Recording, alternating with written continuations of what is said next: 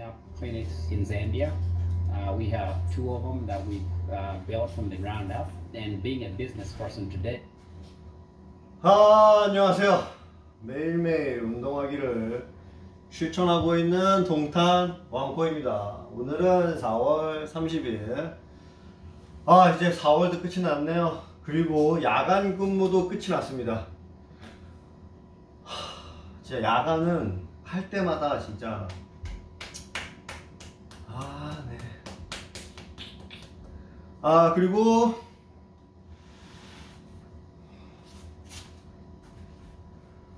그리고 뭐 있지? 없네요. 없어요. 운동할게요. 여러분, 요거 지금 그 군부대에서 할 수 있는 그런 티셔츠인데 색이 바뀌었습니다. 새로운 버전이에요. 원래 여기 네파 표시가 주황색으로 되어 있어야 되는데 흰색으로 되어 있습니다. 사이즈는 100인데 95랑 비슷한 것 같기도 하고, 좀 더 재질이 좀 더 가볍고 좋아진 것 같기도 하고. 근데 이렇게 재질에 대한 그렇게 큰 개발이 있었을까? 궁금하네. 원가 절감이 아닐까? 라는 의심을 잠깐 해보긴 합니다. 더 좋아졌겠죠. 근데 확실히 가볍고 좀 더 편한 것 같아요. 좀 더 부드럽고. 그렇네요. 잘 입을게.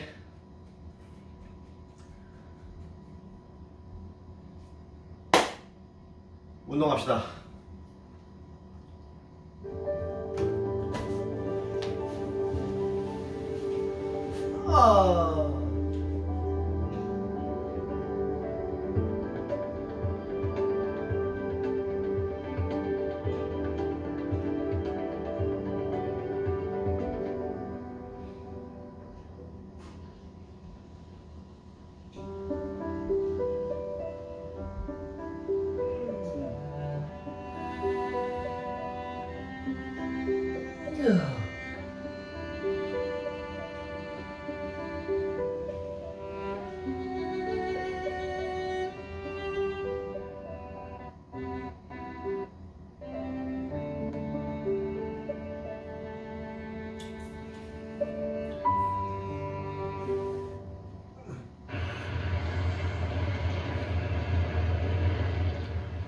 What you're seeing there is a massive tornado passing over Andover, Kansas on Friday.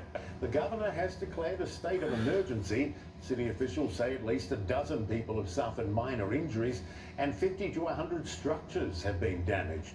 The National Weather Service says there were more than a dozen tornadoes reported, most of them in Kansas and Nebraska, all part of a severe storm system passing through the region this weekend. Let's get more from CNN meteorologist Karen McGuinness tracking all of this. Tell us more about it, Karen. Michael, we're getting a better idea hour by hour, even though we're in the overnight hours and you can't really make a complete assessment. But the fire chief said there were nearly 1,000 buildings that were in the line of sight of this tornado. Of the 14 tornado reports, there were 15 throughout the country.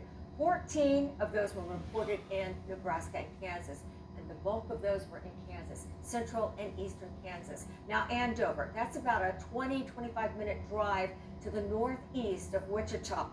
It wasn't just there, but between Kansas City and Wichita, along that turnpike region, Interstate 35, that's where we saw violent weather for the evening and overnight hours, a very vigorous weather system that is making its way towards the east. Now we'll start to see that shift of severe weather move all the way from the Great Lakes down into Arkansas. But it looks like that threat of tornadic activity is a little bit less than what we saw on Friday, but still nonetheless there. We'll see some hail, high winds, and some localized flooding due to some of these heavy downpours.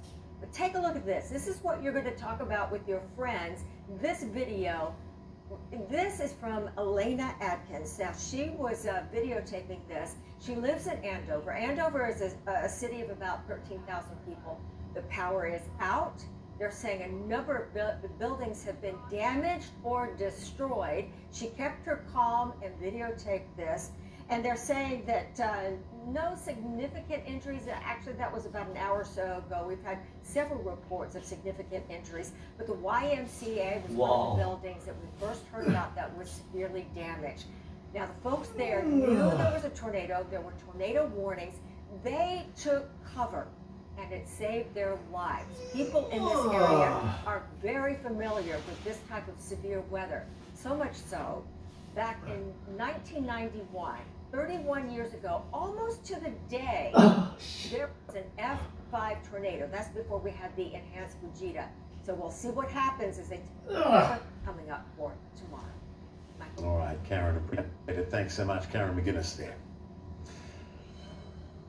Now, COVID cases in Shanghai, China appear to be on the way down. Some good news. On Friday, the global financial hub reporting just over 10,000 new infections, a fall of some 5,000 from the week before. Shanghai has been one of the country's hardest hit cities during the latest outbreak. On Friday, China crediting its zero COVID policy with protecting lives as well as minimizing economic impacts. The Chinese government defends that harsh COVID policy as a, quote, magic weapon to prevent the spread of the virus. Shanghai COVID numbers are gradually falling, as we said, but daily case counts still remain fairly high, and millions are still under strict lockdown, including CNN's David Culver, who has more for us from Shanghai. Lockdown in China is like nowhere else on Earth. Here you see a man getting swabbed for a COVID test through the fence. Using a megaphone, healthcare workers call for others to get tested. The country's zero COVID strategy, turning millions into virtual prisoners across the nation. Outside of Beijing, these residents forced to hand over their apartment keys so community workers can lock them in from the outside. For those who refuse, crews drill holes to chain the doors shut. In northeastern Jilin province, no need for a lock. Workers implant steel bars to keep people from leaving the building. Right now across China, at least 27 cities are under full or partial lockdown. CNN's calculation estimating that directly impacts up to 180 million people, more than half the US population. For over 2 years now, China's COVID containment has become more extreme, fracturing everyday life. In Shenzhen, a city not under lockdown, babies kept off the subway. The reason? They didn't have negative COVID test results. It's now mandatory to get access to most of public life in the city. To accommodate the new rule, they've opened 24/7 testing sites.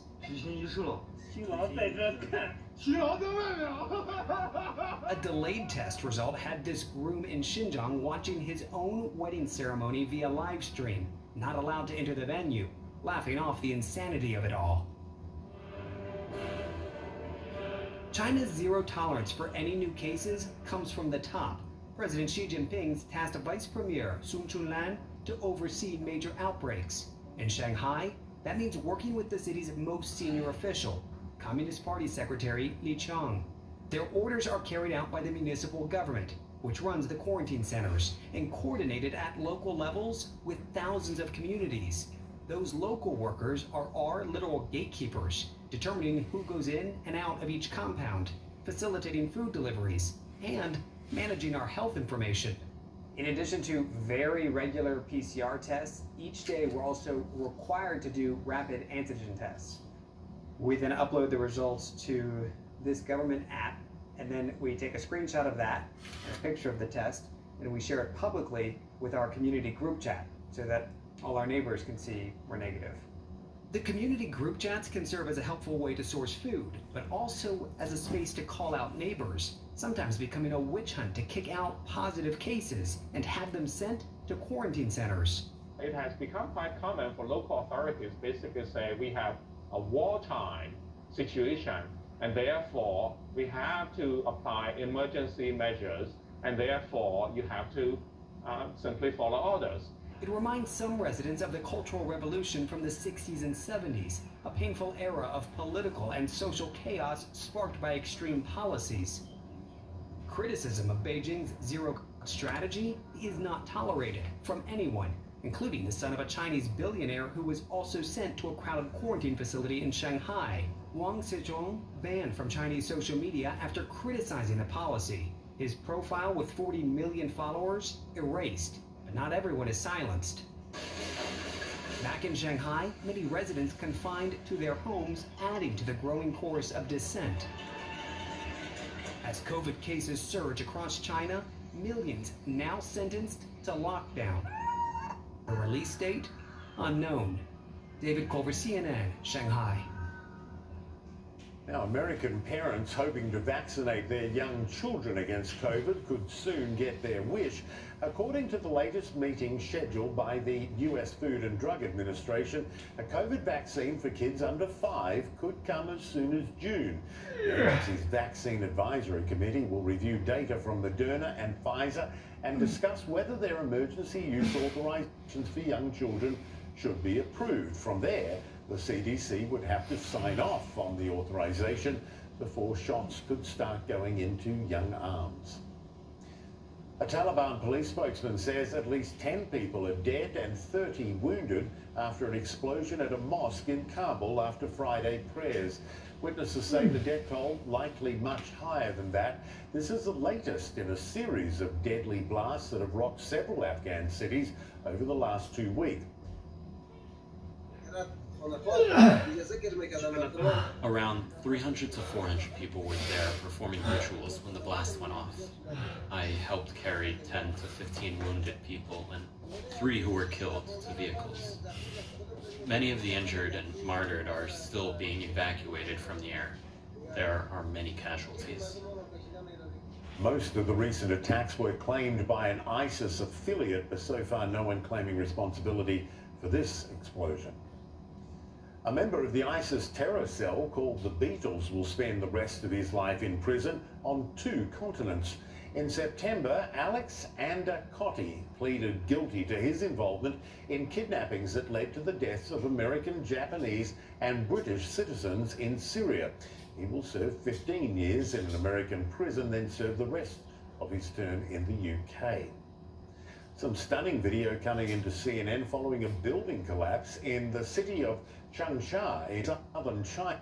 State media reporting 5 people have been rescued, not knowing how many others might still be trapped in the rubble. The structure is described as a residence, quote, self-built house. It reportedly had 6 stories, including a restaurant, a cinema and a hotel, in addition to private living quarters. No word yet on the cause. The one-time German tennis phenom Boris Becker has been sentenced by a court in Britain to 2.5 years in jail. The former world #1 was convicted on 4 charges under Britain's Insolvency Act. He hid hundreds of thousands of dollars of assets after being declared bankrupt. Becker was found guilty of transferring money to 2 former partners after his 2017 bankruptcy. The 6-time grand champ lives in Britain, the scene of his first major Wimbledon victory, aged just 17. He won 49 titles during his career. Thanks for being with us. I'm Michael Holmes. For our international viewers, African Voice of Changemakers is next. If you're with us here in the United States, I will be back with more news after a short break.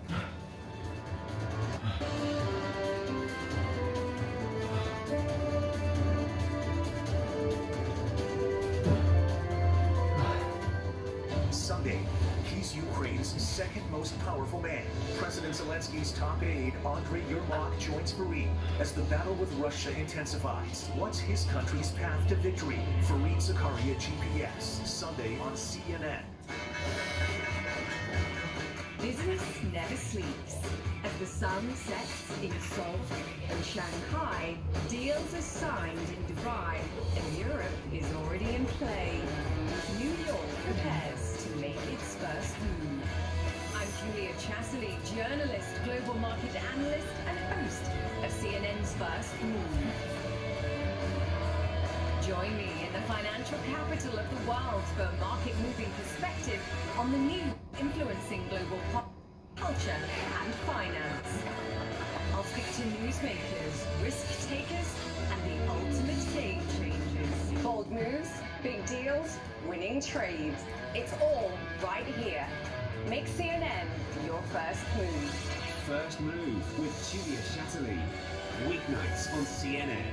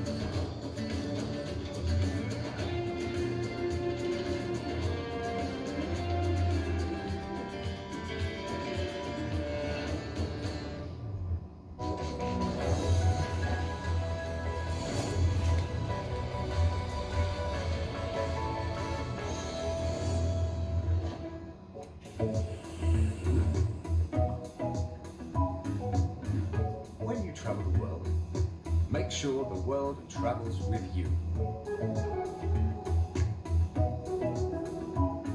Check in, log on, and get connected with all of the latest developments at your fingertips. CNN Partner Hotels, connected to your world. On Mission Ahead, a softer approach to robotics. Then Mother's Milk, created in a lab, and smart solutions for sleep disorders. Sleep is a goldmine for understanding our health. Meet the doctors and inventors that are putting cutting-edge technology to new uses. They're on a mission to combat some of the world's biggest problems. This really is the holy grail that like every scientist in this space has been dreaming about. Mission Ahead, this weekend on CNN in association with Fujifilm. I'm Sam Kiley in Spiridonetsk, and this is CNN. Coronavirus. To get daily news updates in your inbox, sign up for the CNN newsletter. Coronavirus. Fact versus fiction. Welcome to African Voices. This week, we're taking a look back at some of the best moments from recent episodes. We'll start in Nigeria, where I met a motorsports team who's helping to turn the thrill of drifting into a legal competition.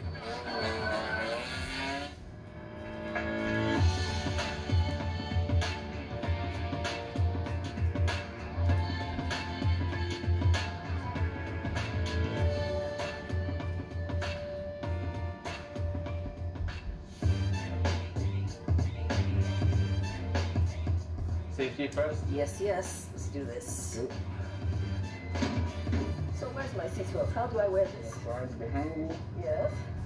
And you strap it like a backpack. I see.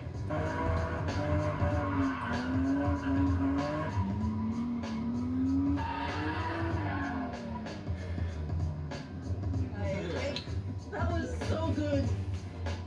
That was unexpectedly fun. Just such an adrenaline rush. Captain Owl and Jay Bash have been friends since 2015. They said they got the idea to form their motorsport group while staying together during Nigeria's lockdown in the height of the pandemic in 2020. One day, we were like, okay, now that we are serious in this drifting game or whatever, you are my best friend. I cannot compete with my best friend. Like, it doesn't make sense to me to compete. Our friendship has come so far that there shouldn't be any rivalry or something. Yeah, we are doing the same thing, but there's a way we can do it, yes, together. So he was like, yeah, that's an amazing idea, and we were like, okay, this is gonna be us again. To drift, what are some of the government's requirements that you have to be aware of? So far, with the Nigerian government, drifting is still not recognized as a legal sport by the government or the Ministry of Sports. But the way we did it legal is by using private property most times. We were like, okay, no more street, no matter what, no matter how exciting it looks, no matter how much of a situation you're put in where you want to drift, you just have to control that altitude. So that was the first rule we put between us, right?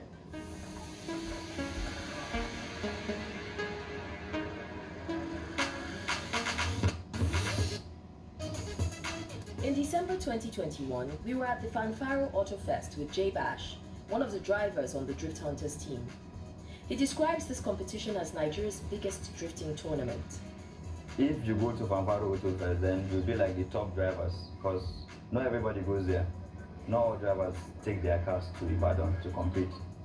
Jay Bash and 10 other drifters from across the country were competing to win $8,000 and the title of Nigeria's drift champion. Basically, it's a sporting event that is bringing the whole motorsport industry together in one place. It's a platform for a lot of people that has anything to do with automobile to showcase what they've got. So we have drifters, we have spinners, we have bikers, we have bicycle stunt guys. In 2020, the Drift Hunters participated in the tournament. Jay Bash finished second, and his teammate, Captain Awal, came in first. When we went to compete there, we already knew that we won the event. We're not bragging, we knew. We're just laughing, because when we're in the airport, it was like, guy, how far? I'm going for first, go for second. However, this time, things were a bit different. You can see the other cars are here, but I'm not happy because like my car just started messing up this morning. And I'm not in a good mood. You can see on my face, I'm just trying to fake the smile. I wish my partner was here, because if my partner was here, I would be relaxed because he got my crew covered. Captain Awal was out of the country, so Jay Bash represented the Drift Hunters alone. He placed fourth. Back in Abuja at the Drift Hunters garage, the team is modifying their cars to be better prepared for future competitions. Awal, I can see so many cars here. Tell me what this space is. Okay, so this is basically, it's our old house that I converted. My dad let me convert into a garage. Well, how long does it take to properly build a drift car? So basically the building never stops. You're constantly changing things, especially when you go to a new chassis. You're gonna constantly have to do fixes, do more research, change things as you go, as you drive and all of that. So we built the drifters because we loved it. We built them because we wanted to. Our managers, they joined us because they saw potential. They wanted to grow with us too. Like they knew we needed them just as much as they need us. So now it became a mutual thing. So all of us grow together, you know.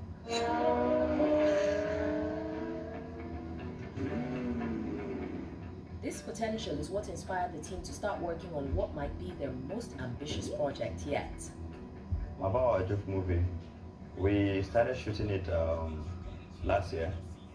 We didn't know that if you're going to shoot the movie, you need some cameras to shoot the movie. We thought we were going to use our normal camera we use for our short films. So we started scripting and all. We had our script guy, he did the script. It's going to be an action movie, just like the Fast and Furious, but in a Nigeria and a different name. While they wait on the movie, they know they always have drifting to fall back on. My dream for Drift Hunters and drifting in general in Nigeria is I want a lot more people to do it the legal way, and I want the government to step in and bring in facilities whereby these young people who are like us, who want to do it but have nowhere to, can step in, and their parents and stuff and relatives and all that are not gonna be paranoid or scared that they're gonna hurt someone or hurt themselves. Next, a look back to when a Ghanaian artist put stories of his hometown on full display during Miami's Art Week.